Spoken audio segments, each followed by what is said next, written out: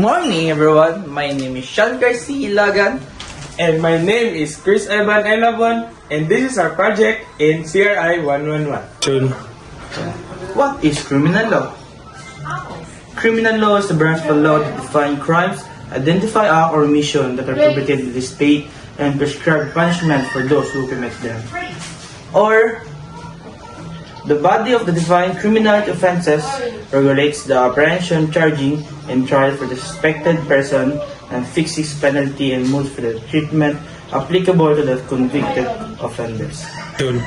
So there are two main sources of criminal law.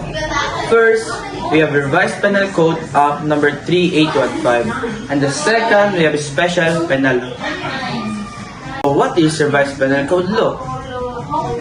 Revised Penal Code Law is a primary law on the crimes in the Philippines. It was enacted in 1930 and took effect in 1932.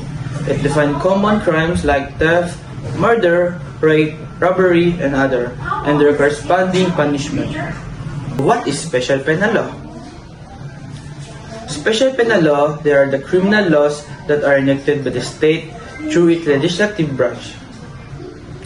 These are laws that define and penalize crime not included in the Revised Penal Code Law. And these are the sample of Special Penal Law. First, we have Republic Act number 9165, or what they call about Comprehension Dangerous Drug Act of 2002. And the second, we have Republic Act number 8353, the Anti-Rape Law of 1997. So there are two kinds of criminal acts. First, we have mala NC, and the second, we have mala probita. What is mala NC? Mala NC, these are the acts that are naturally wrong or evil, even there is no law against them. Or they are wrong by their very nature because they go against morals, conscience, or natural law. What is mala probita?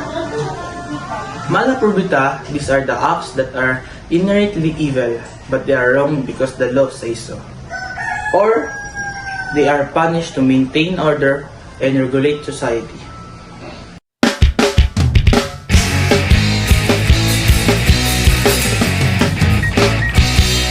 Principal, gusto ko nga mag-artista.